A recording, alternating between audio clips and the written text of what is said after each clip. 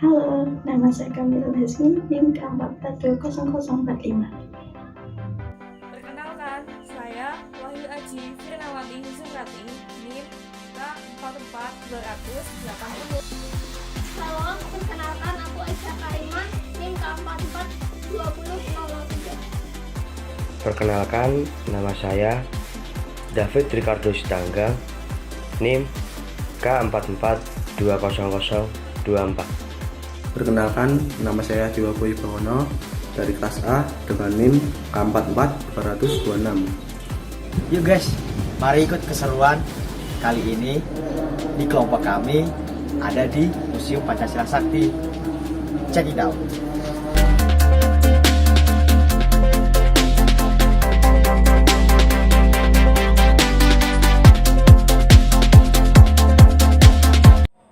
Monumen Pancasila Sakti yang sering disebut Museum Lubang Buaya terletak di Jalan Monumen Pancasila Sakti, RT 1, RW 9, Lubang Buaya, Kecamatan Cipayung, Jakarta Timur, DKI, Jakarta. Lokasinya hanya 45 meter di sebelah utara Cungkup Sumur Maut, Lubang Buaya, yang berdekatan dengan Bandara Internasional Halim Perdana Kusuma di Jakarta Timur. Untuk masuk ke Museum Pancasila Sakti, kita perlu membayar biaya sebesar 5.000 per orang. Museum ini dapat dikunjungi oleh siapapun, mulai pukul 8 pagi hingga pukul 15.30 sore.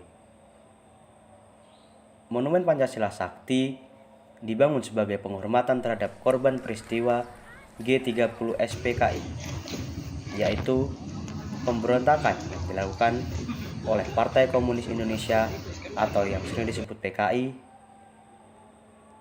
Di dalam area Monumen Pancasila Sakti terdapat sumur yang digunakan sebagai tempat penimbunan jenazah 7 pahlawan revolusi yang sekarang dikenal sebagai Sumur Lubang Buaya. Monumen ini juga dikenal dengan nama Monumen G30 SPKI atau Monumen Pahlawan Revolusi. Presiden Soeharto menginisiasi pembangunan Monumen Pancasila Sakti yang dimulai pada tahun 1967 dan diresmikan pada tanggal 1 Oktober 1973. Monumen ini didirikan di atas lahan rawa seluas 14,6 hektar yang sebelumnya kosong. Pertama, kita akan melihat Museum Pengkhianatan PKI. Museum ini diresmikan pada tanggal 1 Oktober 1992. Gedung museum yang terdiri dari 2 lantai ini menjaga koleksi benda-benda yang berkaitan dengan peristiwa pengkhianatan PKI yang dikenal sebagai G30 SPKI. Koleksi museum ini mencakup seragam terakhir yang dipakai oleh 7 pahlawan revolusi, senapan, foto dokumentasi, serta diorama yang menggambarkan kronologi peristiwa pengkhianatan PKI. Koleksi yang pertama adalah 3 mozaik yang ada di ruang intro. Kita dapat melihat penggambaran kekejaman PKI yang mengerikan. Mozaik pertama menggambarkan pemberontakan PKI di Madiun pada tahun 1948 yang penuh dengan kekejaman. Mozaik kedua menggambarkan proses penggalian jenazah 7 pahlawan revolusi dari dalam sumur yang mengguncang hati. Sementara itu, mozaik ketiga menggambarkan proses pengadilan para pemimpin PKI oleh Mahkamah Militer luar biasa. Mozaik selanjutnya menggambarkan peristiwa revolusi di Langkat pada tanggal 9 Maret 1946. Pasukan Indonesia merebut kembali kota Langkat dari penjajah Belanda. Mozaik selanjutnya menggambarkan kampanye kebudayaan PKI, mengadakan aksi massa, menunjukkan kekuatan politik mereka melalui pertemuan massa, demonstrasi, dan parade. Kedua, kita akan melihat ke Museum Paseban. Museum Paseban ini diresmikan pada tanggal 1 Oktober 1981 yang bertepatan dengan 16 tahun diperingatinya Hari Kesaktian Pancasila dan diresmikan oleh Presiden Soeharto. Dalam Museum Paseban terdapat 16 diorama yang dipamerkan. Diorama-diorama tersebut menceritakan seputar peristiwa G30 SPKI. Pertama, diorama rapat-rapat persiapan pemberontakan PKI. Biro khusus yang dibentuk oleh PKI bertujuan melancarkan aksi pemberontakan beranggotakan Pono dan Waluyo yang diketuai oleh Syam Kamaruzaman. Biro ini berada langsung di bawah pimpinan PKI, DN Aidit. Diorama selanjutnya adalah diorama pengangkatan jenazah 7 pahlawan revolusi dari Sumur Maut.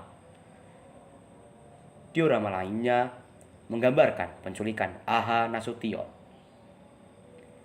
Selanjutnya, pameran taman yang merupakan area terbuka yang menjadi lokasi berdirinya rumah penyiksaan, dapur umum, rumah pos komando, Sumur Maut, dan monumen Pancasila Sakti, beserta koleksi kendaraan. Area ini dikelilingi oleh pohon yang membuat suasananya menjadi lebih teduh. Selain itu, untuk menghubungkan antara rumah satu dengan rumah lainnya dapat dilalui dengan jalan setapak. Sumur Maut menjadi tempat penimbunan jenazah 7 pahlawan revolusi, dan hingga kini bentuk asli dari peristiwa tersebut masih dipertahankan. Sumur tua ini dulunya milik keluarga Bambang Harjono. Sumur ini memiliki kedalaman 12 meter dengan diameter 75 cm. Untuk menambah kesan realistis, di bagian bawah sumur diberi cat merah sebagai penanda darah. Lalu, di sekelilingnya dibatasi dengan undakan marmer putih, pagar rantai, rumah penyiksaan. Di rumah ini, para jenderal disekap dan disiksa hingga tewas. Untuk menggambarkan kekejaman pemberontakan PKI, dibangunlah diorama seukuran manusia di depan rumah penyiksaan. Rekaman peristiwa seputar penyiksaan pun digaungkan selama kunjungan berlangsung, sehingga menambah kesan mistis. Selanjutnya, rumah pos komando yang digunakan untuk briefing mengenai pelaksanaan gerakan penculikan. Setiap pasukan yang bertugas menculik pun berkumpul di sekitar rumah pos komando. Setelah mendapat arahan pasukan, segera berangkat melakukan tugasnya. Sebelum dijadikan pos komando, rumah ini adalah milik seorang warga bernama Haji Sueb. Yang selanjutnya adalah dapur umum.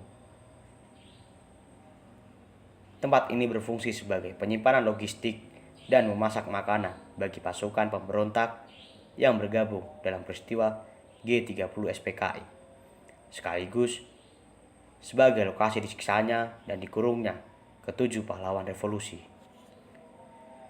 Bangunan ini sudah bukan bangunan yang asli.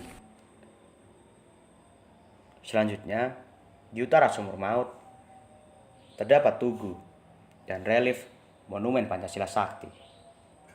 Bagian depan monumen ini terlihat sebuah patung Garuda Pancasila yang berukuran besar. Monumen ini dihiasi dengan 7 buah patung yang mengisyaratkan ke-7 pahlawan revolusi yang tewas dalam peristiwa G30 SPKI yang membentuk formasi setengah lingkaran. Terdapat juga beberapa koleksi kendaraan. Yang pertama, mobil dinas Letnan Jenderal Ahmad Yani, yakni GM Old Mobile. Sebelumnya menjadi koleksi di museum pada Juni 1966. Mobil tersebut sah menjadi milik keluarga legend Ahmad Yani dan dihapus dari administrasi Angkatan Darat. Yang kedua, Dodge 500 Truck merupakan mobil yang mengangkut jenazah Brigjen TNI DI Panjaitan ke Lubang Buaya. Mobil ini memiliki nomor polisi B298-2L dan dibuat pada 1961 di Amerika. Mobil ini merupakan replika. Hal ini dikarenakan setelah menurunkan jenazah Brigjen Panjaitan, truk tersebut tiba pergi dan tidak pernah kembali. Untuk keperluan museum, dibelilah mobil pengganti yang modelnya sama, dibuat oleh perusahaan dan negara yang sama, di tahun yang sama pula dengan mobil yang sebenarnya. Hanya mesinnya saja yang berbeda. Ketiga, Toyota Land Cruiser merupakan mobil dinas milik Panglima Kostrat Majen Soeharto. Pendirian museum tidak lepas dari koleksi museum. Keempat, mobil Panzer PCMK 2 Sarakin milik Batalion Kavaleri 3 Kodam 3 8 Brawijaya. Kendaraan ini digunakan untuk membawa jenazah Legend TNI MT Haryono menuju Taman Pahlawan Kalibata. Museum Pancasila Sakti merupakan museum yang berperan sebagai sebuah pengingat perjuangan para pahlawan dalam melawan Partai Komunis Indonesia yang berusaha merubah ideologi negara dari Pancasila menjadi komunis. Dalam museum ini dapat dilihat bagaimana perjuangan para pejuang bangsa dalam melawan kekejaman PKI yang telah membantai ribuan orang tak bersalah. Jika berminat, pengunjung dapat melanjutkan perjalanan ke Monumen Komunikasi dan Monumen Transportasi yang lain yang berdekatan dengan Monumen Pancasila Sakti, yaitu Pulau Cipir. Destinasi wisata ini dekat dengan Taman Nasional Laut Kepulauan Seribu yang tidak pernah sepi pengunjung. Lalu ada juga Taman Mini Indonesia Indah yang berjarak 2,3 km dari Monumen Pancasila Sakti. Kemudian Museum Purnabakti Pertiwi Indonesia yang menyimpan beberapa koleksi peninggalan ibu negara, yakni Ibu Tien Soeharto. Sekian vlog dari kami. Terima kasih.